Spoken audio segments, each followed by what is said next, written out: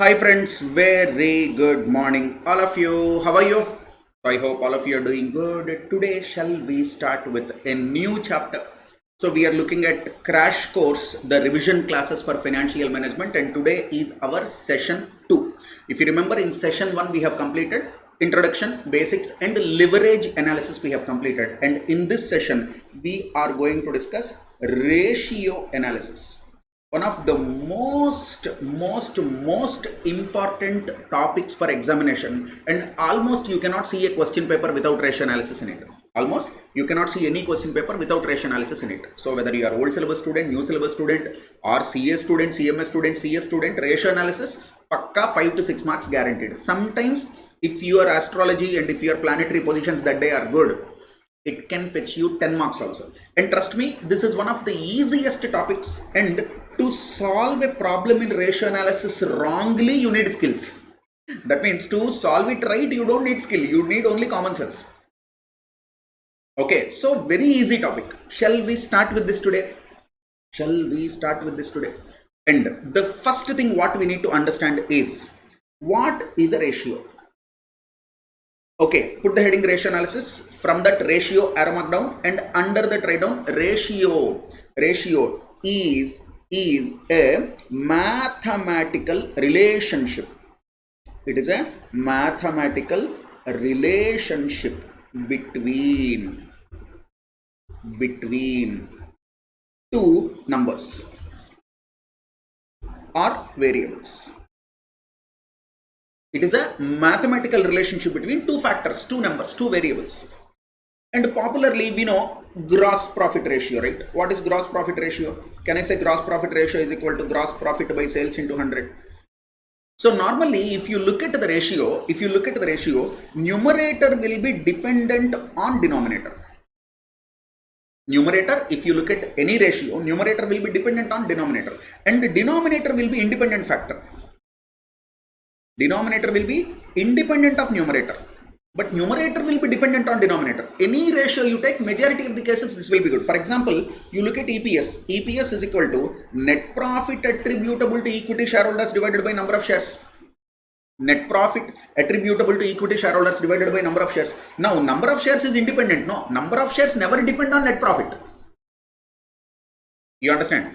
But you may argue saying that, sir, net profit is also independent of number of shares. Yes, but what I am saying is numerator normally will be changing, denominator will be constant.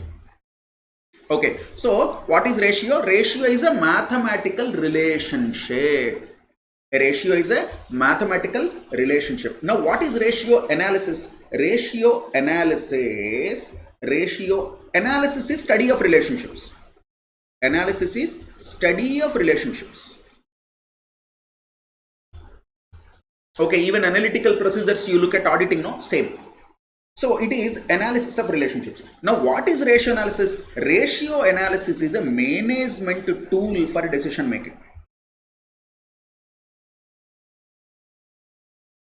Management tool for decision making. Now you tell me whether ratio analysis comes in financial accounting, or ratio analysis comes in cost accounting, or ratio analysis comes in management accounting. You tell me where ratio analysis comes.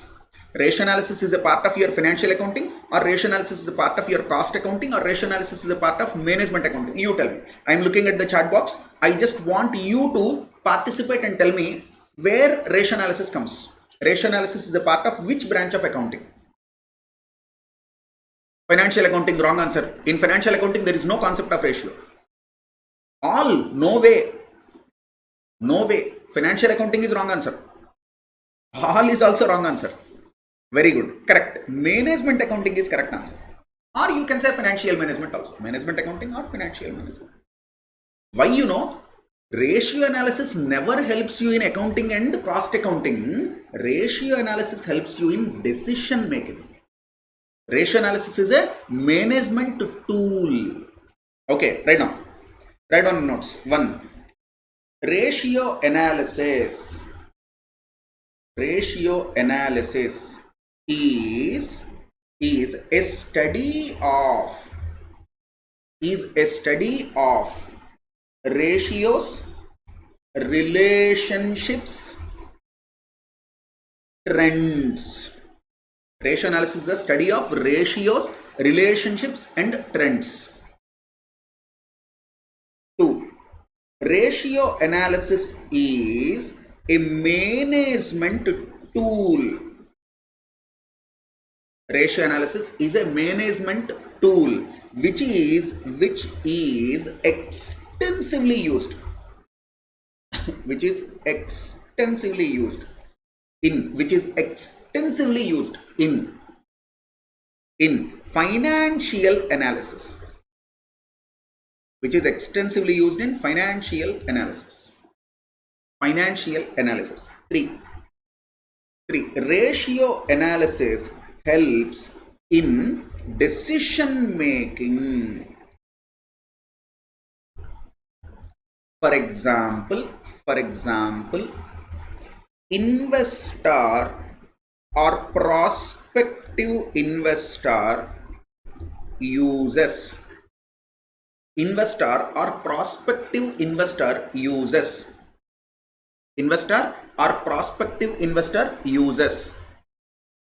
return on capital employed, return on equity, EPS, dividend payout ratio. Okay, return on capital employed, return on equity, EPS, dividend payout ratio, price earnings multiple, PE multiple, we call PE multiple, etc. to make a decision about buying or selling shares. So should I buy shares of a company? Should I sell the shares of a company? Should I hold the shares of a company? It depends on the performance. The performance of the company, the financial performance of the company here is analyzed using ROCE, ROE, EPS, DPR, etc. Okay, so this is from investor point of view. I have given one example, investor. Banker uses, you tell me what are the variations normally banker uses. I want to see in the chat box. You have to give me correct answer. Banker uses what ratios for what? Banker uses what ratios and for what?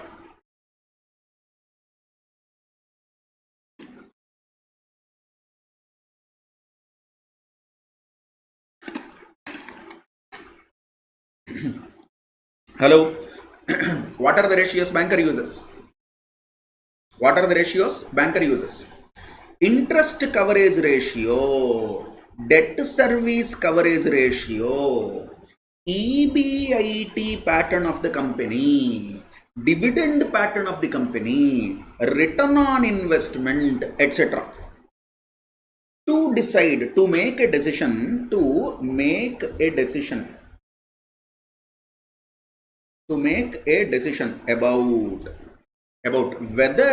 whether loans can be sanctioned to a specific company, whether loans can be sanctioned to a specific company. Even income tax department uses ratio analysis to see whether there is any income suppression. So basically many stakeholders, many users calculate various ratios. Even financial analysts will be there. They say buy NTPC share, buy ONGC share, sell this share, buy this share. They'll tell no. It is also based on financial analysis, which is predominantly ratio analysis. So there are so many types of ratios which you use for decision making. There are so many ratios which you use for decision making. You understand it? Now, theory part in ratio analysis is not that important. What we need to do is we need to read the formulae, understand each formula, what is the significance of each formula we should know, and then we should know how to apply it, and solve various problems. So shall we see formulae? Yes, bolo, then we'll go forward. Shall we see formulae? Okay. So put the heading ratio analysis formulas. We'll start with first formula 1. Current ratio. You tell me what is current ratio. Current ratio is equal to current assets by current liabilities. Current ratio is equal to current assets by current liabilities. Okay. Two, quick ratio. Quick ratio. This is also known as liquid ratio. This is also known as liquid ratio. This is also known as acid test ratio. This is also known as acid test ratio. Okay, can you tell me what is the formula? We can say quick assets by quick liabilities is equal to, what is quick assets? Current assets minus stock divided by, what is quick liabilities? Current liabilities minus bank OD. Or remember one very important thing, ratios might have alternative formula. So how you calculate ratio, your competitor may not calculate ratio in the same manner. In another industry, they might not follow the same ratio. In another country, so from entity to entity, from industry to industry, from country to country, ratio formula changes. For example, in India, we calculate debt equity ratio using only long-term debt. Debt equity ratio, we calculate using long-term debt. You will be surprised to know when you do any course, from US. If you do CMA, if you do CPA, CMA USA, CPA, this kind of courses, you'll be surprised to see in debt equity ratio, they'll consider current liabilities also. Debt means for them total debt. Okay, sometimes we take total assets. In some other industries, they might take only fixed assets. In some cases, we calculate, some ratio based on closing capital employed. In some industries, some countries, they will calculate based on average capital employed. What I mean to say is, there will be alternative. There will be alternative formula, don't worry. There will be alternative formula, don't worry. So here alternative formula is current assets minus stock divided by current liabilities. That means instead of using quick liabilities, in the denominator, we can use current liabilities also. When two formulae are there, you need to know which formula is to be used, for a better presentation. This is to be preferred. This current assets minus stock by current liabilities is to be preferred. In some exceptional cases, we use the first formula also. I will tell you. I will take you through. I will tell you when to use that while we are doing formulas. Don't worry. Okay? So what is BOD, sir? Bank overdraft. BOD stands for bank overdraft. Okay? So this is second ratio. Now shall we go ahead to see third ratio? Right now, net working capital is equal to, third one, net working capital is equal to current assets minus current liabilities. Net working capital is equal to current assets minus current liabilities. Net working capital is equal to current assets minus current liabilities. Next formula. Debt equity ratio. Debt equity ratio. Can you tell me formula? Debt equity ratio. Can you tell me formula? Hello. I want you to tell me formula debt equity ratio. Comment in the comment box. Very good. Debt by equity. Correct. Debt equity ratio is debt by equity. Sometimes we calculate this in another way is equal to debt by debt plus equity, or debt by debt plus equity put together is called capital employed. What is capital employed? Add debt and equity, it is capital employed. Total capital employed is debt plus equity. So debt equity ratio can be calculated as debt by equity or debt by debt plus equity. Normally, when you calculate it as debt by equity, it is called debt equity ratio. If you calculate debt by debt plus equity, it is called debt ratio. In the exam, in a question, if they give you company calculates debt equity ratio in this manner, then you will follow that. If they do not specify anything, then debt equity ratio is this. Debt equity ratio is equal to debt by equity. You understand it? Debt by equity. Next, you tell me debt to total assets ratio. Debt to total assets ratio. Anyone, can you tell me? I'll give you one simple memory rule, okay? Remember, debt to total assets ratio is debt by total assets, no doubt about it. Debt by total assets, no doubt about it. Now remember, normally A to B ratio will be A by B. If you are asking A to B ratio, gross profit to sales ratio, gross profit by sales, gross profit to sales ratio, what is the ratio? Gross profit by sales. Debt to total assets ratio, what is the formula? Debt by total assets. A to B ratio, A by B. But it will be reverse in one situation. Can you tell me in which situation it will be reverse? In which situation we use ratios in B to A?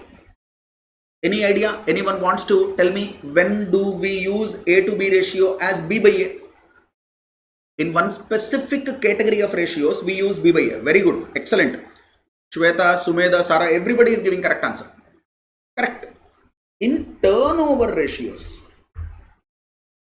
Very good.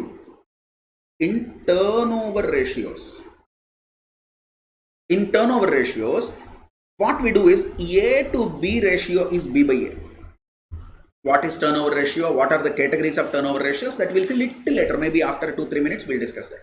So you understand ratio 5. You have copied ratio 5 in your notes. These are all basic ratios. Okay, in your 11th standard and 12th standard also, I am very sure you might have come across all these ratios. There are some advanced ratios which you might not have seen in your plus 1, plus 2 or foundation. That I will explain you extensively. These are all basic ratios. So shall we go ahead? Yes, very good. So write down the next ratio. Interest coverage ratio. Put a star mark. Interest coverage ratio. Okay, then next ratio will be debt service coverage ratio. Next ratio will be preference dividend coverage ratio. Next ratio will be equity dividend coverage ratio. All these are known as coverage ratios. So interest coverage ratio, debt service coverage ratio, preference dividend coverage ratio, equity dividend coverage ratio. There are so many coverage ratios.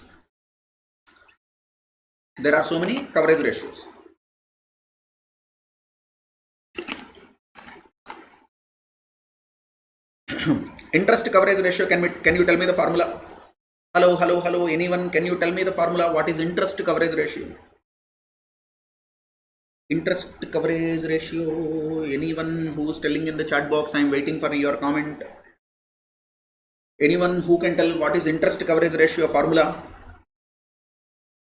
Interest coverage ratio is equal to EBIT divided by interest. Now I'll tell you how to remember formula. Preference dividend coverage ratio is equal to profits after tax divided by PD. Equity dividend coverage ratio is equal to earnings available to equity shareholders divided by ED. Now you look at all the ratios. Numerator is the source from which denominator can be paid.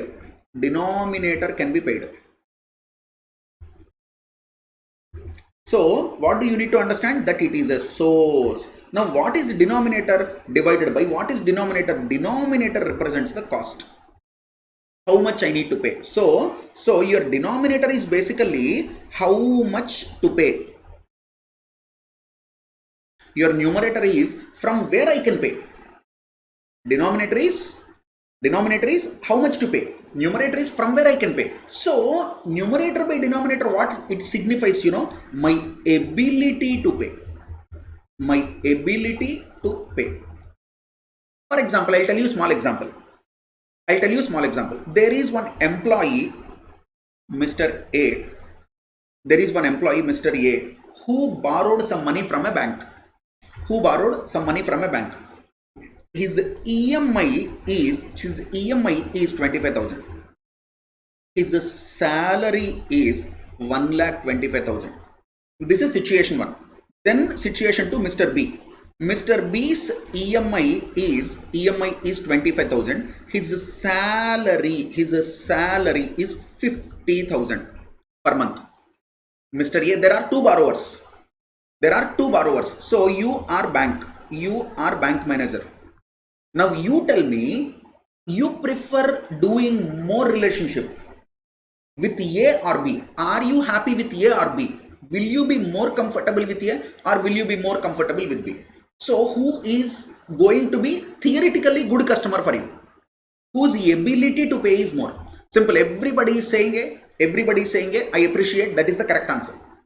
So simple. How much to pay denominator? From where it can be paid numerator? When you calculate it, 1,25,000 divided by 25,000, that comes to 5 times. Whereas here, 50,000 divided by 25,000 comes to 2 times. What it signifies? It signifies the borrower's ability to pay.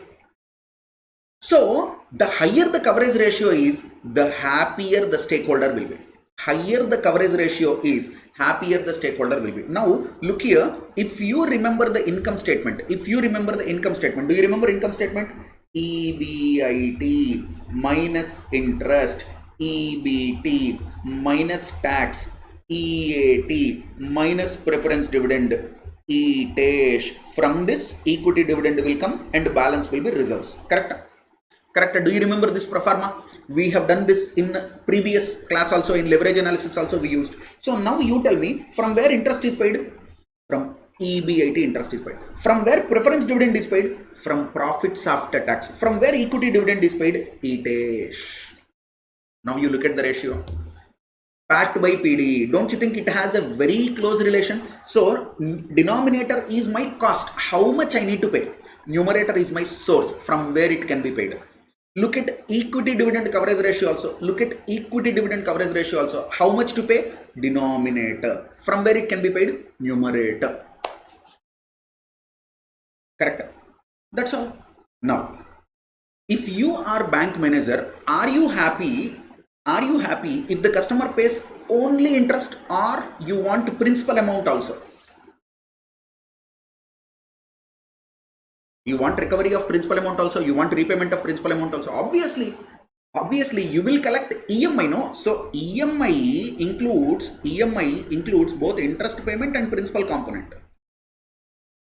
Okay, so for interest payment, you calculate interest coverage ratio. For EMI, you calculate debt service coverage ratio. You tell me, what is the difference between 6th formula and 7th formula? 6th formula is calculated for interest component only. 7th formula is calculated for principal amount plus interest put together, which is technically known as EMI, loan installment. For debt service coverage ratio, what we do is EBIT plus depreciation. Pawan sir, why are we adding depreciation back? EBIT represents operating profit. Depreciation is a non-cash item. So even in your P&L, after depreciation, you are showing profit also. The depreciation amount cash also is available in the business only. You understand? So from that amount also you can pay EMI. So that is the reason a banker is calculating, okay, his operating profit is 2 lakhs and he is charging depreciation 1 lakh, which is a non-cash item. So he has cash profit 3 lakhs. So operating profit how much? 2 lakhs. Depreciation how much? 1 lakh. Cash profit how much? 3 lakhs. From that cash you can pay my EMI divided by EMI. How to calculate EMI? Interest plus principal installment. So now you tell me, do you understand 6, 7, 8, 9? Do you understand 6, 7, 8, 9 interest coverage ratio, debt service coverage ratio, preference dividend coverage ratio, equity dividend coverage ratio? All these things you understand. There are only 1-2 categories of ratios which I need to explain. Okay, all the others you can understand also. And another thing, this being a crash course, I assume that already you know ratios. Only few important ratios and complex ratios I will explain. Okay, don't expect my sir, what is gross profit ratio, sir? Sir, what is gross profit? Sir, better go and join in 7th class. Okay, so we need to focus more on the problems, right? Okay, now write down capital gearing ratio. Next ratio is capital 9, 10. Capital gearing ratio. Capital gearing ratio. Do you know what is the formula? Capital gearing ratio is equal to, look at the formula, preference shares, loans plus debentures plus preference shares divided by equity share capital plus reserves. Pavan sir, how to remember this? Please help. Simple. Numerator is capital with fixed financing cost divided by denominator is capital without fixed financing cost. Pavan sir, what is the meaning? On loans, you need to pay a specific percentage of interest. On debentures, you need to pay specific percentage of interest. On preference shares, you will pay specific percentage of dividend. Predetermined. But if you look at the denominator, equity shares and reserves, there is no predetermined cost. Cost will be there. For cost of equity, cost of reserves also, we have formula, we will calculate. But there is no predetermined cost. So, total capital of the company is broken into two parts. Capital with fixed cost, capital without fixed cost. That is the ratio. This is called gearing ratio. It is also nothing but kind of debt equity ratio only. Okay. It is also debt equity ratio only. No? Preference shares globally are considered to be debt only. In India, we consider that as equity. That is a different story. But preference shares which are redeemable, mandatorily redeemable, that is debt only. Preference shares which are convertible can be equity. So this is the formula for 10th ratio. 10th ratio. Now write down 11. 11. Fixed assets to debt ratio. 11. Fixed assets to debt. Fixed assets to long-term funds. So this is fixed assets to debt. No, fixed assets to long-term fund. Fixed assets to long-term fund ratio. Fixed assets to long-term fund ratio. Simple. Fixed assets by long-term funds. What is long-term fund? Long-term fund is nothing but capital employed. What is capital employed? That is nothing but debt plus equity. So if you look at your balance sheet, this is fixed assets, this is current assets, this is equity, this is debt, this is current liability. This is total. So you are calculating a ratio between fixed assets and this ratio it is.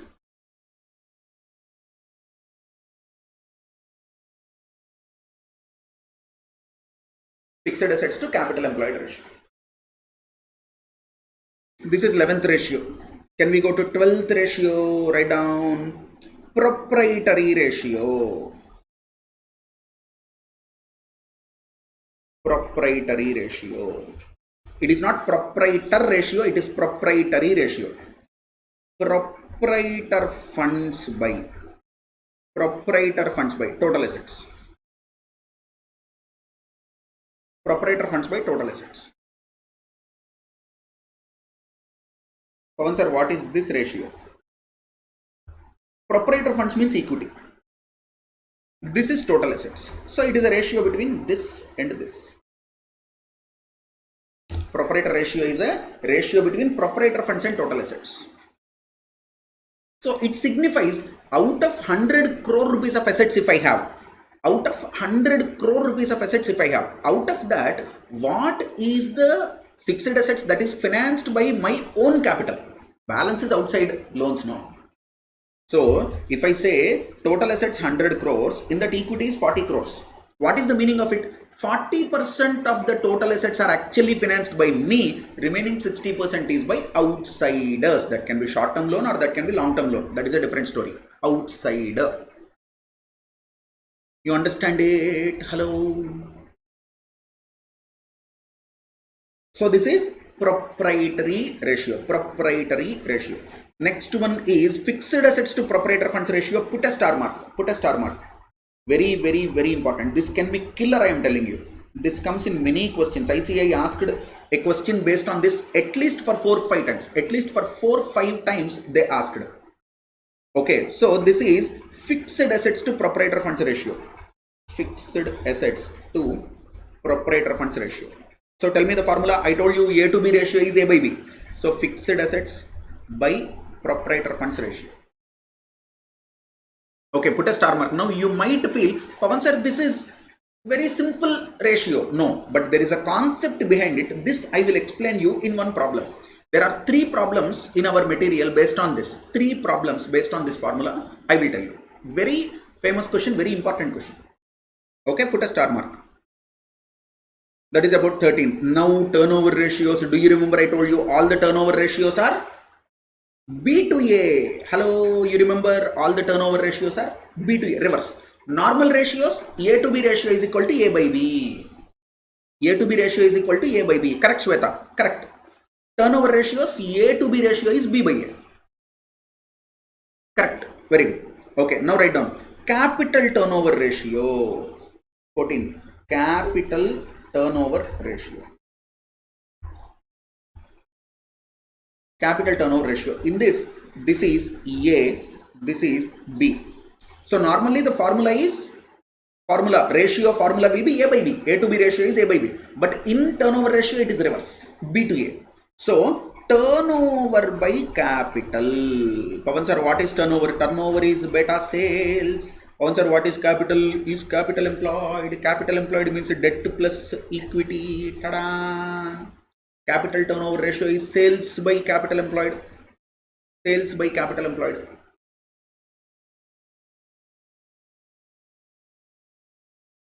Okay, simple. Remember, in turnover ratios, turnover is highlighted. So that will be on the numerator. This is how I used to remember as a student. Okay. As a student, I do not have coaching. No, you have coaching, you have YouTube, you have online classes, you have offline classes, you have beautiful lecturers, you have books, materials. 20 years back when I was doing, 15 years back, we do not have all these resources. So we used to use some memory codes. How I used to remember, turnover ratios, turnover dominates. In turnover ratios, turnover dominates. So the dominant will be above. Foolishness, but still that is how you remember things. Okay. So this is capital turnover ratio. Next one, 15. Write down 15. Fixed asset turnover ratio. 15. Fixed assets turnover ratio. Tell me the formula. Guys, tell me the formula. Fast. Don't take more time. Tell me fixed assets turnover ratio.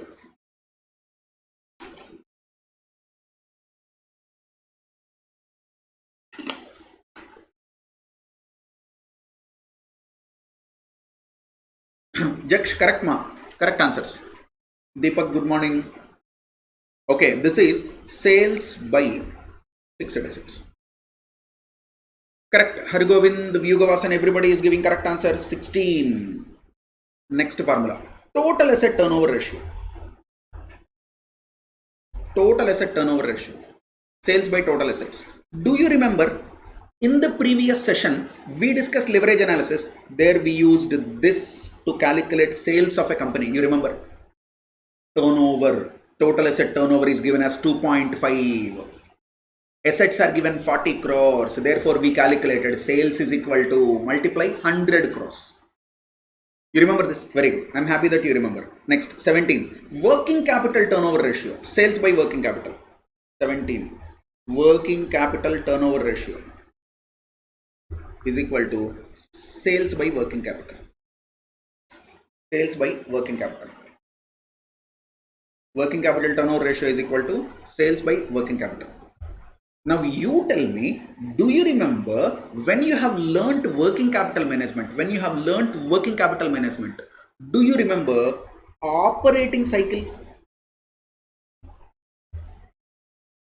Hello, do you remember operating cycle? What is operating cycle? OC is equal to R plus W plus F plus D minus C. Correct. Now you tell me what is R. R is equal to. You tell me what is R. R is equal to. Hello. R. Fast. We don't have much time. We need to solve so many problems. R is equal to raw materials. Wrong answer. Raw materials. Wrong answer. Raw materials. Wrong answer. Raw material holding period. Correct answer. Raw materials. Wrong answer. Raw material holding period in terms of number of days. Raw material holding period in terms of number of days. Can you tell me how do we calculate raw material holding period? Can you tell me how do you calculate raw material holding period? Hello, formula raw material holding period formula bolo. Raw material holding period formula bolo.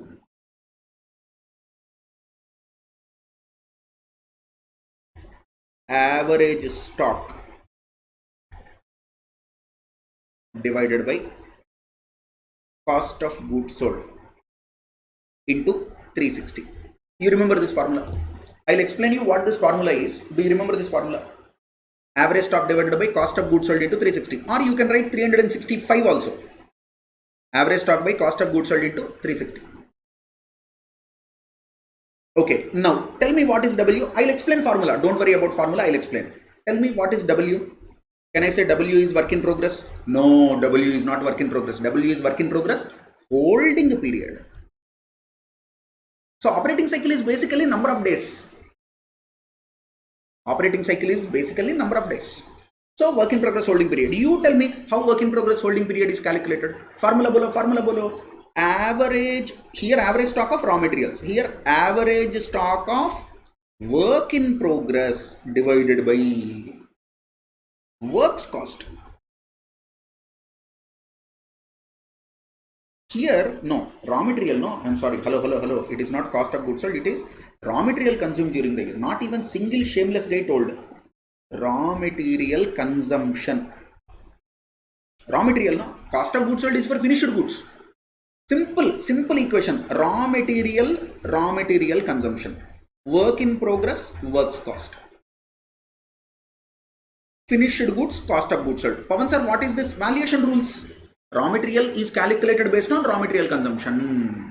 Work in progress is calculated based on works cost. Finished goods are calculated based on cost of goods sold. So raw material holding period is equal to average stock of raw material divided by raw material consumption into 360.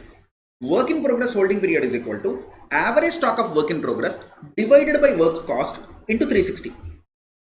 Instead of 360, you can take 365 also. Sometimes if the problem is in months, you will take 12. If the problem is in weeks, you will take 52. If the problem is in days, you take 360 or 365. You understand? So F is finished goods. Finished goods holding period. Can you tell me formula? Average stock of finished goods divided by cost of goods sold into 360. Average stock of finished goods divided by cost of goods sold into 360. Now tell me, how do we calculate this average?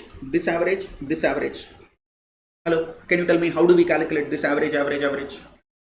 Fast. Opening plus closing by 2. So write down, note. In all the above ratios, in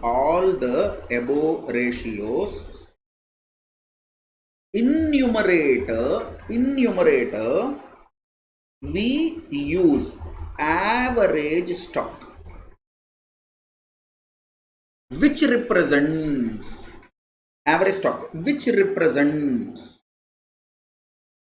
opening stock plus closing stock by 2. Average stock is equal to opening stock plus closing stock by 2. However,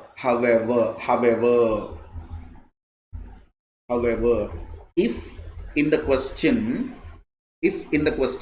sufficient data is not given,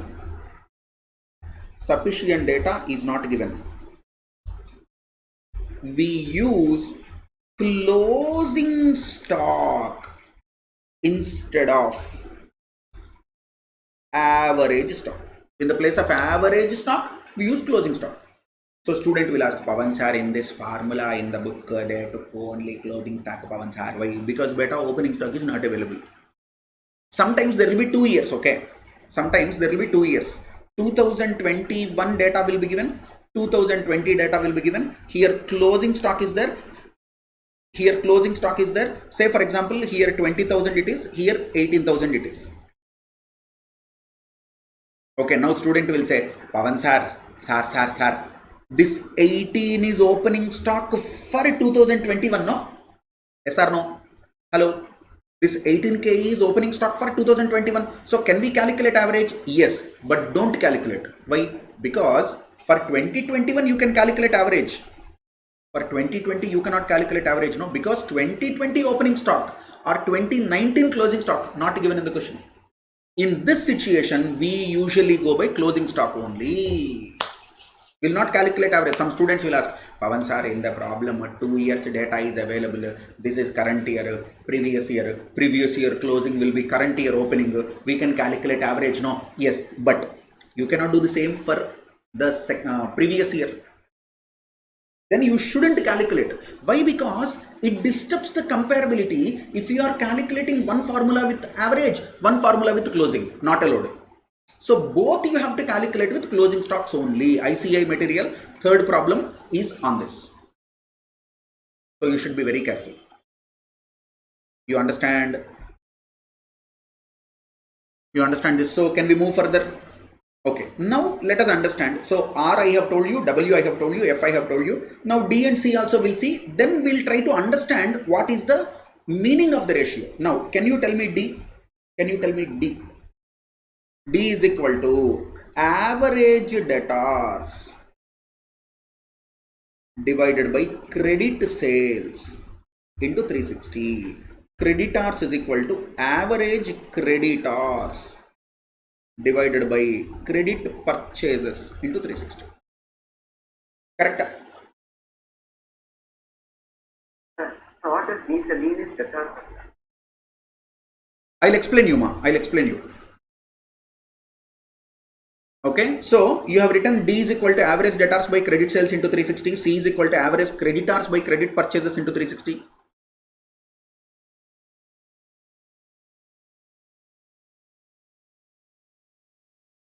Okay, now let us understand all these ratios. So average raw material by raw material consumption into 360, average work in progress by works cost into 360, average finished goods by cost of goods sold into 360, average debtors by credit sales into 360, average creditors by credit purchases into 360. These are all the 5 formulae. So 5 formulae belongs to same family, same pattern, same family. Correct? Now try to understand, decode what it is. Do you know A by B by C is equal to A by B into C? Mathematically, A by B by C is equal to A by B into C, no? Correct? You know this. Now, this is A by B into C, no? So, can we do A by B by C? So, if you do A by B by C, what it happens? Average raw materials divided by raw material consumed divided by 360. Can I say this is average raw material consumed per day? What is the meaning of? See, yearly consumption. In a year, raw material consumption is how much? Say 100 crores. In a year, raw material consumption is how much? Say 100 crores. Per day, how much? What will you do? You will take calculator, Pawan sir. Just give me 1 second, Pawan sir. 100 crores divided by 360. So, average 0.277, Pawan sir. You calculate average like that. Now, denominator is consumption per day. Here, denominator is works cost divided by 360. Works cost per day. Here it is cost of goods sold divided by 360. Cost of goods sold per day. Here credit sales by 360. Credit sale per day. Credit purchases by 360. Credit purchases per day. So denominator is average per day. Numerator is balance sheet figure. Numerator is balance sheet figure. I will take one formula and I will explain you, then you understand. So take this formula, for example. Take this formula. Take this formula. Average debtors by credit sales by 360. Okay. Now I'll give you some data. I'll give you some data. One. Credit sales is equal to 100 lakhs. Credit sales is equal to 100 lakhs. Debtors is equal to 20 lakhs. What is debtor collection period?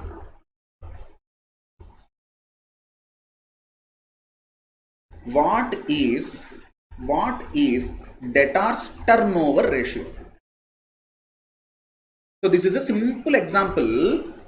We can understand with this example what is the ratio. Once we understand the ratio, we'll go back, complete the remaining ratios also, and then problems. In working capital management also, all these ratios will be there. 5 problems we do like this in working capital management. In working capital management, total we have 25 questions, okay? In the 25 questions, 5 questions are based on this only, operating cycle and these ratios. Okay, guys, look at problem number 1. Can you solve and tell me what is debtors collection period? Can you collect and tell me what is debtors collection period? You can take 360 days. Hello, make it fast.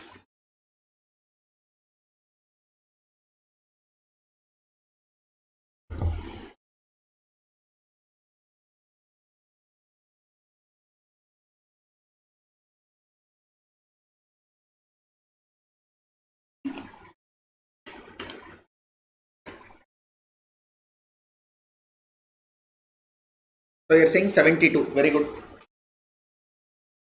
Everybody is saying 72. Okay, so 72 is debtors collection period. So everybody is saying debtors collection period is 72. Correct. So debtors collection period is equal to debtors collection period is equal to average debtors by credit sales into 360. We do not have average debtors, so I am taking only closing debtors. 20 divided by 120 into 360. Is it right? So 20 divided by 120 into 360. It is 20 divided by 100. Sorry, credit sales 100. 20 divided by 100 into 360. 72 days. 72 days. Correct. Can you tell me what is the 72 days? Now look here. This credit sales 100 lakh is P&L item. Correct. 20 lakhs debtors is balance sheet item. So in your P&L, credit sales 100 lakhs you have shown. In your balance sheet, in current assets debtors 20 lakhs you have shown. Do you know P&L is a period statement, balance sheet is a point statement? Yes or no? Do you know P&L is a period statement and balance sheet is a point statement? Hello. Do you know P&L is a period statement and balance sheet is a... P&L is a period statement means this is for 360 days in a year. Correct? P&L is a period statement. So it is for 360 days. Balance sheet is a point statement. As on 31/3. As on 31/3. So what we are trying to do is, I am trying to calculate if 360 days year, in a full year I achieved 100 lakh credit sales. In a full year I achieved 100 lakhs credit sale. As on the balance sheet date, out of my credit sales, 20 lakhs worth debtors have not yet paid. So logically I am trying to understand this debtors 20 lakhs relates to how many days credit sale? Relates to how many days credit sale? This is the meaning. So what we are doing, sales 100 lakhs relates to 360 days. Debtors 20 lakhs relates to how many days? This is what you are calculating. That's all. This is the meaning of this ratio. Sales 100 lakhs belongs to 360 days. Debtors 20 lakhs belongs to how many days? That means how many days of credit sale is not yet collected on balance sheet date? How many days of credit sale is not yet collected on balance sheet date? This is one way of thinking. Another way of thinking is by when I will collect this 20 lakhs? By when I will collect this 20 lakhs? On an average, within 72 days, you will collect this 20 lakhs. That's all.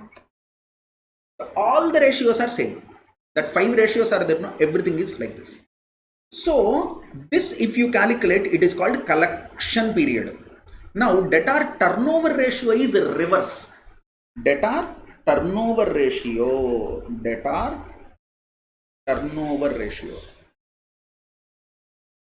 is equal to, reverse this.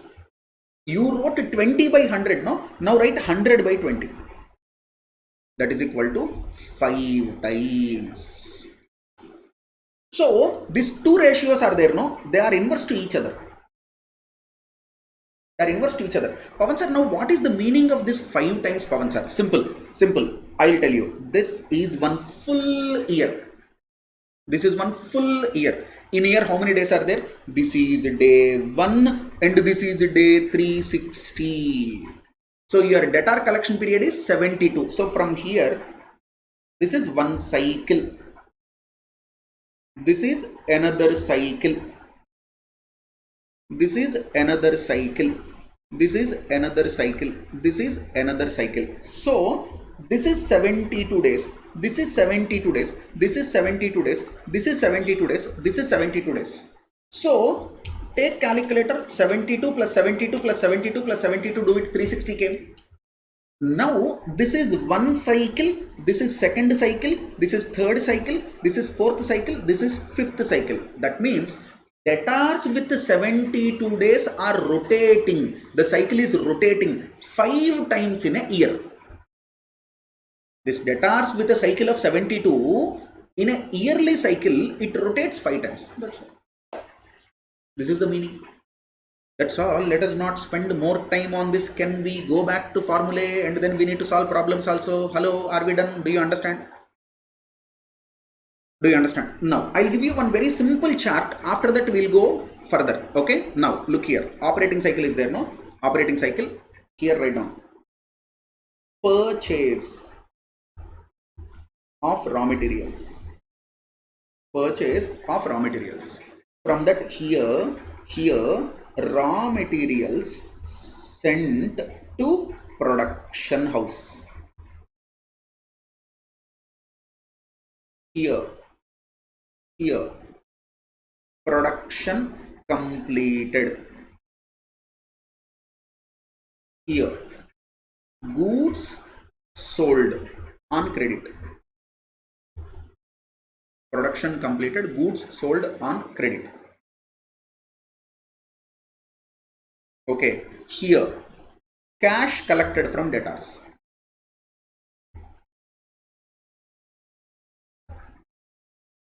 Cash collected from debtors. Here, purchase of raw material. Here payment made to raw material supplier.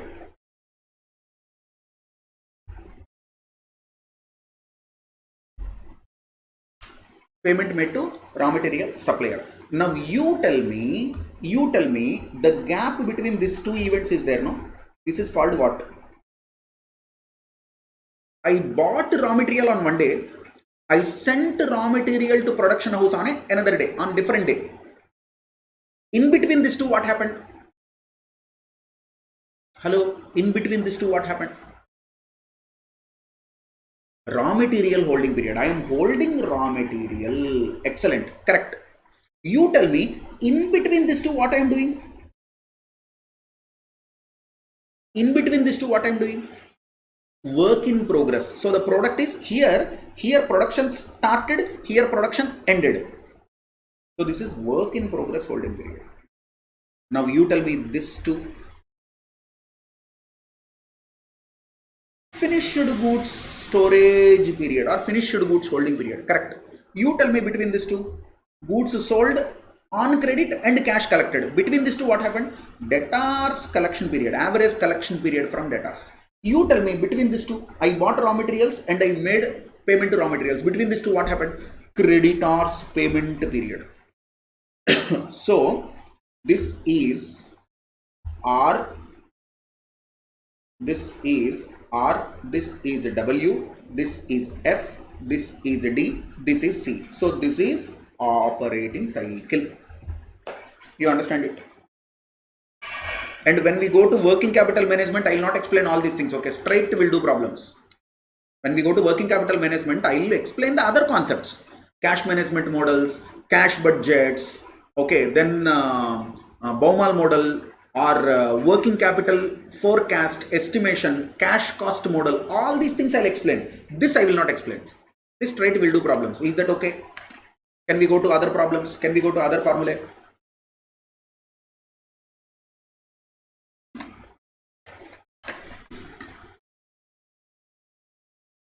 Before going to other formulae, too much of theory, it will not go into brain and it will be boring and your activity is not there. Shall we solve some problems? We'll solve some problems. Hello, yes or no? Are we ready to solve some problems? And then remaining formula will come back. Hello, very good. Yes, chalo. Let us go and solve some problems. Tan, tan, tan, tan, tan, tan, tan, tan. Fine.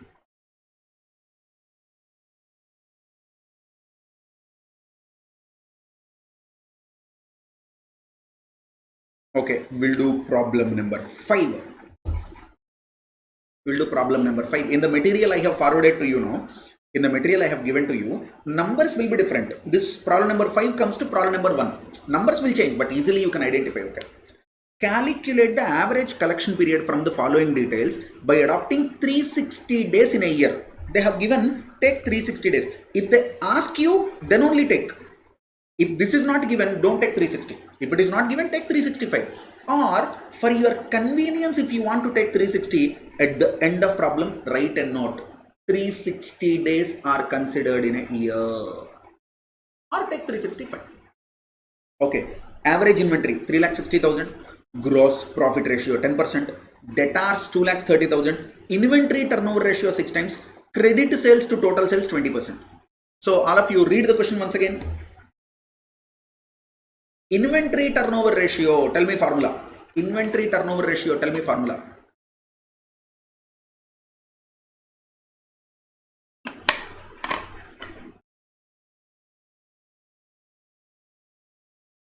Hello, inventory turnover ratio. Right. Sales by inventory. Inventory turnover ratio. Cost of goods sold by inventory.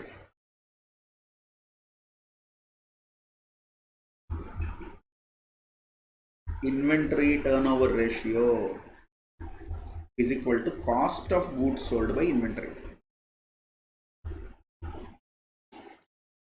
Inventory turnover ratio is equal to cost of goods sold by inventory. It is not from that turnover ratios category, no, it is working capital ratios category. That turnover ratio category, only 4 ratios are there. Sales to, assets, sales to fixed assets and all. This is cost of goods sold by inventory. Inventory turnover ratio is equal to cost of goods sold by inventory. Okay, in the question, inventory turnover ratio is given 6 times is equal to. In the question, average inventory is given 3,60,000. Cost of goods sold by 3,60,000. So can you tell me what is cost of goods sold? Can you tell me what is cost of goods sold? Hello, fast. Can you tell me what is cost of goods sold? From this, can I write cost of goods sold is equal to 3,60,000 into 6. Will it be 21,60,000? Will it be 21,60,000? So this is step 1. Step 2, in the question, gross profit ratio is equal to, gross profit ratio is equal to how much? 10%. 10%. Do you know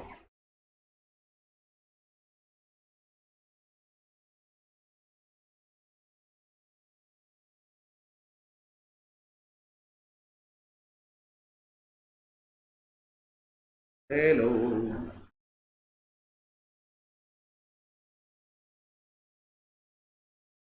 Okay, very good.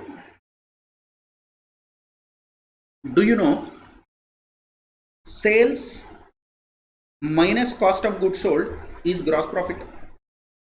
Do you know this? So don't you think if gross profit is 10% of sales, cost of goods sold must be 90% of sales? Common sense. Correct? Hello, you understand this?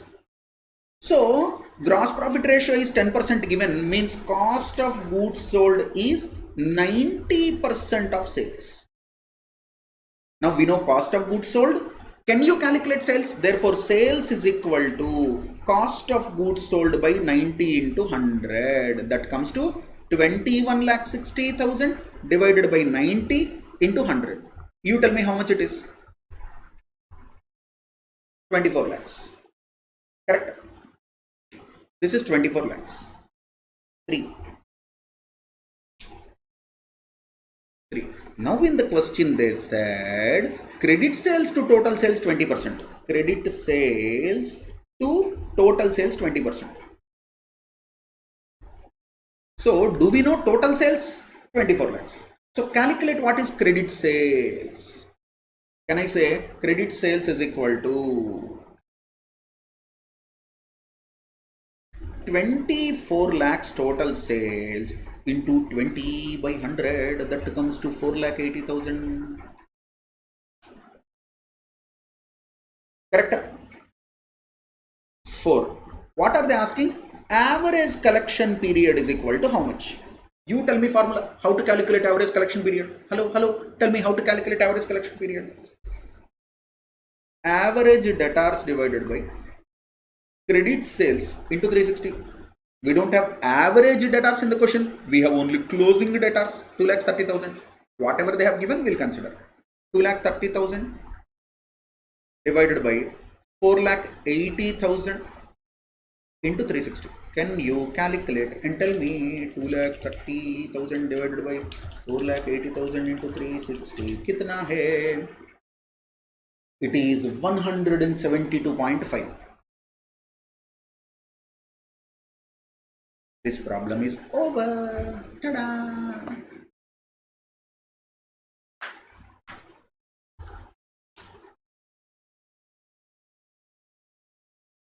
You understand this? If you understand, give a thumbs up. Shall we solve one more question?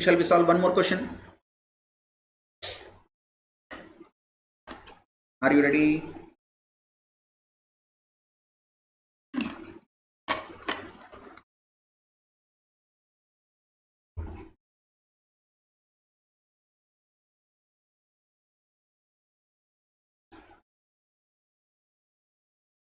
We'll do question number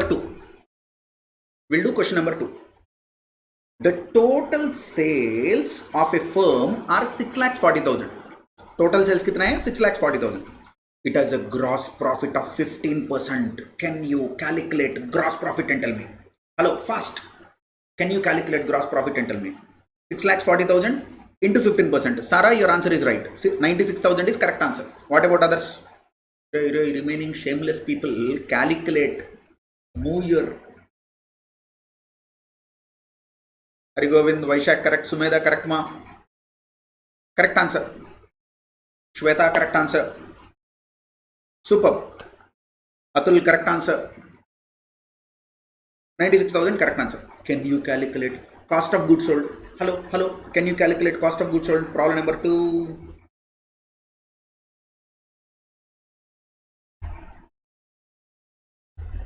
So first step, sales is equal to 6,40,000 minus gross profit 15% is equal to 96,000. Therefore, cost of goods sold, which is technically equal to 85%, is equal to, is it 5,44,000? No, is it 5,44,000? Step 1, you understand? 5,44,000. Very good. Then they are giving current ratio 2.5. Okay, current ratio is equal to current assets by current liabilities is equal to 2.5. Okay, we'll use this later. Now not required. We'll use this later. Then they are saying the firm's current liabilities are 96,000. The firm's current liabilities are 96,000. Current liabilities 96,000. Okay, current liabilities 96,000. Can you calculate and tell me current assets how much? So we know that 2.5 is equal to current assets by 96,000. Can you calculate current assets is equal to simple cross multiplication, 96,000 into 2.5? It should be 2,40,000. So this is step 2. Step 3. Inventory is 48,000, cash 16,000. Inventory 48,000, cash 16,000. I'll write one formula on the board. Tell me whether it is right or no. CA is equal to D plus S plus C. Chartered accountant, DSC signature, digital certificate. Digital signature certificate. Is it? No. CA means current assets. D means debtors. S means stock. C means cash.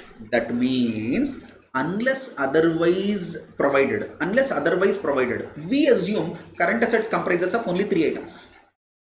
Pawan sir, what about short-term investments, prepaid expenses? Better they are not there in the question. Simple. If they are not given, they are not there in the question. So now we know current assets 2,40,000 plus debtors we don't know. Debtors we don't know plus, but stock and cash are given in the question. Stock is given 48,000, cash 16,000. From this, can you tell me what is debtors? Debtors is equal to, hello, tell me debtors is equal to how much? Fast. Debtors is equal to 32,000. What the hell that answer is? 1,76,000 is the correct answer. Now you tell me one general knowledge question. Oh, this must be is equal to. This must be, here it should be is equal to. Debtors is equal to 1,76,000. Now one question is this closing debtors or opening debtors? 1,76,000 you got, no? Is this closing debtors or opening debtors? This is closing debtors. Closing debtors. Very good, correct, closing debtors. Okay, now go to the question. They have given opening debtors in the question. Now, one, determine average inventory to be carried by the firm if inventory turnover ratio of 5 is expected. So they're asking you, they're giving you inventory turnover ratio of 5. They're asking you what should be average inventory. Okay, inventory turnover ratio is equal to 5. You tell me the formula. Inventory turnover ratio is equal to what? You tell me formula. Inventory turnover ratio is equal to what? Cost of goods sold by average inventory. Okay. Now, in this, in your step 1, 2, 3, 4, 5, whatever you have done above, you know one item. You tell me which item you know. Cost of goods sold already we calculated in step 1, 5,44,000. So can I say 5 is equal to 5,44,000 divided by average inventory. Therefore, average inventory is equal to 5,44,000 divided by 5 is equal to average inventory. Correct? 5,44,000 divided by 5 is equal to average inventory. Pawan sir, 5 gets cancelled and answer is 44,000. Pawan sir, congratulations to you. Ask your dad to give another 4,000 rupees to you. You need to write exam again. Shameless guy. Will you cancel 5 and 5 like that? 5,44,000 divided by 5, how much? 1,08,800 is average inventory. Do you understand this? Hello.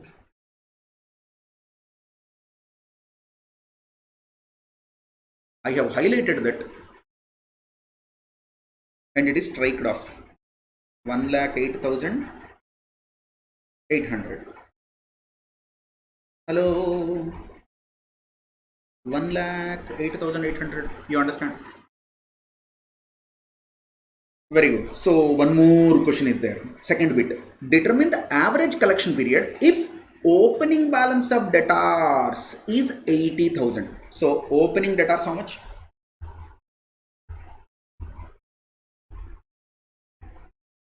Closing debtors we calculated how much? Can you calculate average debtors?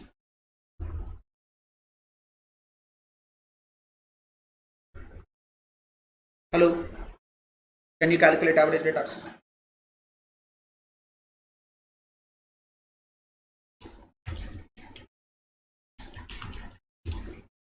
Is it 128? Correct, ma. Very good. 1,28,000 is correct answer.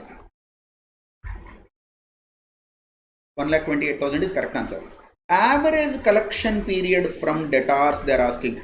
I forgot the formula. Ayyo, I forgot the formula. Can you remind me what is formula? Hello? Can you remind me what is average collection period from debtors?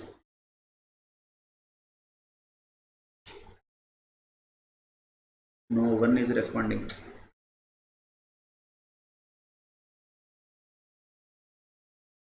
Average debtors by credit sale into 360.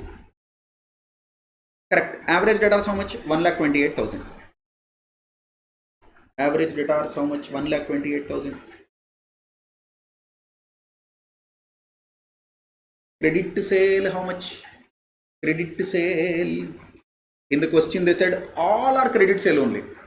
6,40,000 into 360. Can you calculate and tell me what is the answer?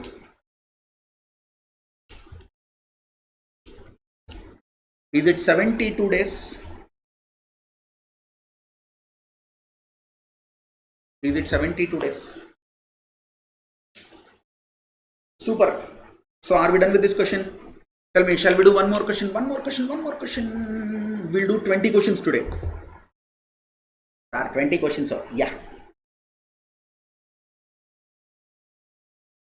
Are you ready?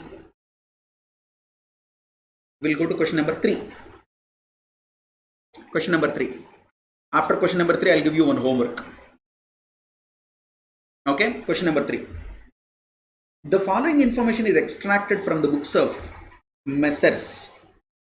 X Limited. Equity shares 8 lakhs. Equity shares 8 lakhs. Can you tell me how many number of equity shares are there? Equity share capital 8 lakhs. Hey, Hari Govind, if we do that, chapter will be over. Okay. Now write down point number 1. Problem number 3, point number 1. Number of shares.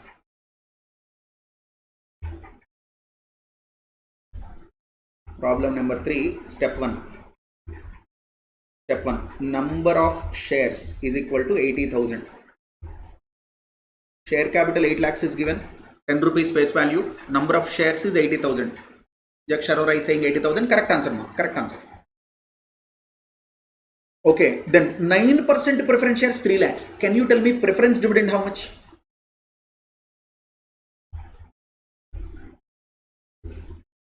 Nine lakhs into what is the percentage? No, 3 lakhs into 9%. Sorry, 3 lakhs. 3 lakhs into 9%. 27,000. Correct. Correct. Additional information. Profits after tax 2,70,000. Depreciation 60,000. Equity dividend 20%. Market price of equity share 40. Very good. So they have given PAT is equal to 2,70,000. PAT is given. PAT means already depreciation is subtracted. So we don't need the depreciation 60,000. PAT 2,70,000 is given. Can we calculate earnings to equity shareholders? PAT minus PD is equal to ETESH. PAT minus PD is equal to ETESH. Earnings to equity shareholder how much?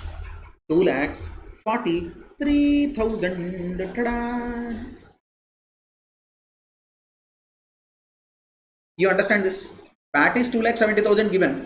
Preference dividend we calculated. So earnings to equity shareholder is 243. This is third step. Then equity dividend 20%. Can you calculate equity dividend? Equity dividend is equal to 20%. Therefore, dividend per share is equal to, take 10 rupees face value into apply 20 by 100. Can I say this is 2 rupees per share? Can I say this is 2 rupees per share? Hello? Is it 2 rupees per share? Then can I say total equity dividend is equal to total capital how much? 8 lakhs.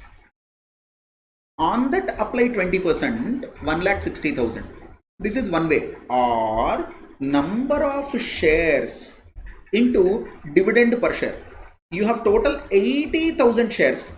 2 rupees dividend, 1,60,000. Either you can calculate it like this or you can calculate it like this. Total dividend 1,60,000. Now write down one important note. Very important note. Very important note. Very important note. If dividend rate is given, If dividend rate is given, apply it on face value. So dividend per share is equal to face value into dividend rate. That is what we have done now, correct? Dividend rate they have given 20%, face value 10 rupees. 10 rupees into 20% is equal to 2 DPS. But if dividend payout rate is given,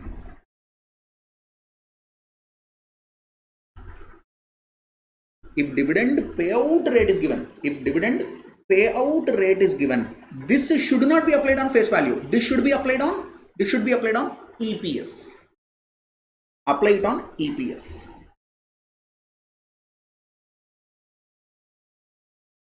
So DPS is equal to EPS into dividend payout ratio.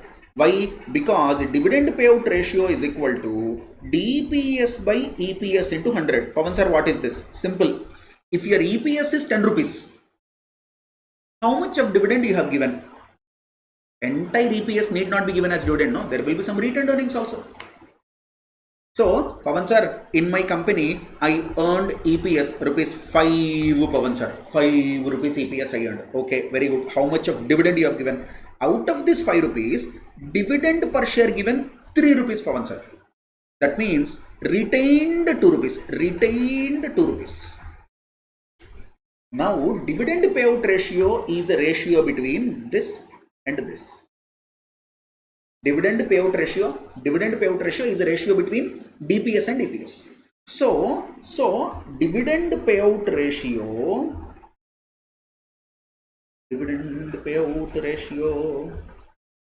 is the proportion of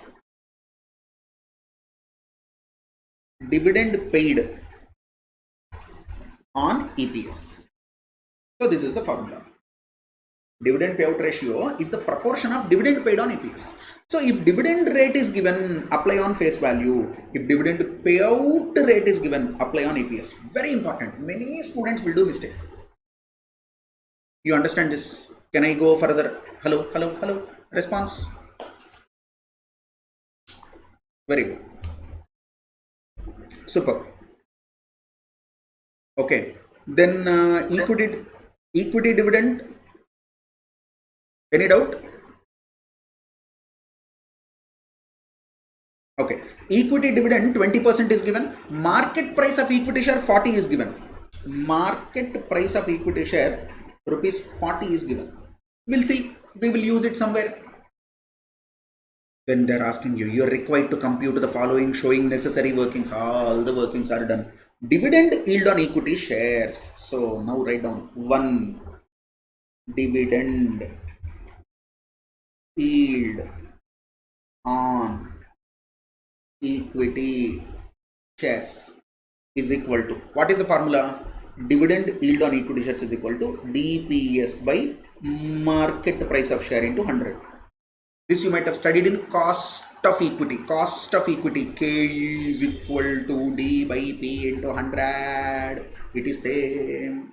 Dividend yield ratio and cost of equity are same. Dividend yield ratio and cost of equity are same. DPS by MPS into 100. You tell me what is DPS? Pawan sir, 2 rupees, Pawan sir. MPS how much? 40 rupees, Pawan sir. Ratio how much? 5%, Pawan sir. Very good. You understand? Sir, I did not understand. First step, dividend yield ratio. What to do, sir? You have 2 options. One, go to 7th floor. Jump from there. Option 2, Pogo dekho, Pogo channel. So 1 is over. Can we go to second point? What is the second ratio they're asking? Coverage for preference and equity dividend. 2A. Preference dividend coverage ratio. Formula bolo. Already I have explained this few minutes back. Hello. Already I have explained this few minutes back. Formula bolo. Preference dividend coverage ratio is equal to PAT by PD. What is PAT in our question? In the question they have given 2,70,000. Correct? 2,70,000. divided by PD, we calculated 27,000 is equal to how much, you tell me. PAT by PD, how much, you tell me. Hello. 10. Is it 10 kgs or 10 liters? 10 you said correct. Shall I write 10 kgs or 10 liters? Very good. 10 times. That means PAT is 10 times more than PD. 2B, equity dividend coverage ratio. This also I told you. Earnings to equity shareholders. Earnings to equity shareholders divided by ED, equity dividend. So how much is earnings to equity shareholders? Already you have done in notes. In working notes already you have done 2,43,000. Is it right? 2,43,000 divided by total equity dividend is 1,60,000. Can you tell me how many times it is? Fast, bolo fast. Correct, 1.52 times. Very good. So 2A is over, 2B is over. Can we go to 3? What is the third one? Earnings per share. They're asking earnings per share. Ayyo, I forgot formula. Earnings per share formula bolo. Vaishak, tell me what is EPS? Type in the chat box. How to calculate EPS? Already we have done in the previous session.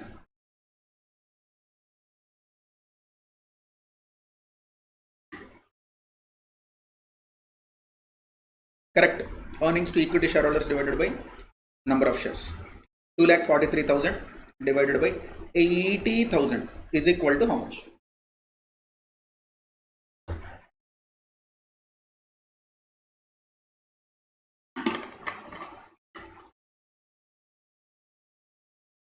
Correct, no? Can I say 3.04?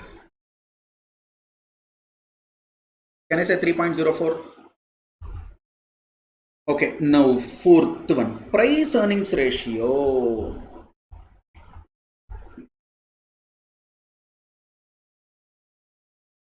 Is equal to P by E. What is price? They have given in the question 40.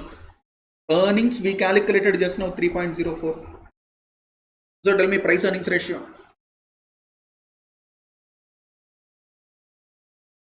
Tell me price earnings ratio. Hello. 13.16. Kgs or liters are? Times. Simple ma, if there is into 100, that will be percentage. If there is no into 100, it will be number of times. Common sense. This problem is over. Shall we go to one more problem? Question number 4, put a star mark. This question is given almost 3-4 times. As it is same question. New syllabus, old syllabus, everywhere you can see this question. Okay? I will read the question. You will do it. Classwork, not homework. X company has made plans for the next year. It is estimated that the company will employ total assets of 8 lakhs. 50% of the assets being financed by borrowed capital at an interest cost of 8% per year.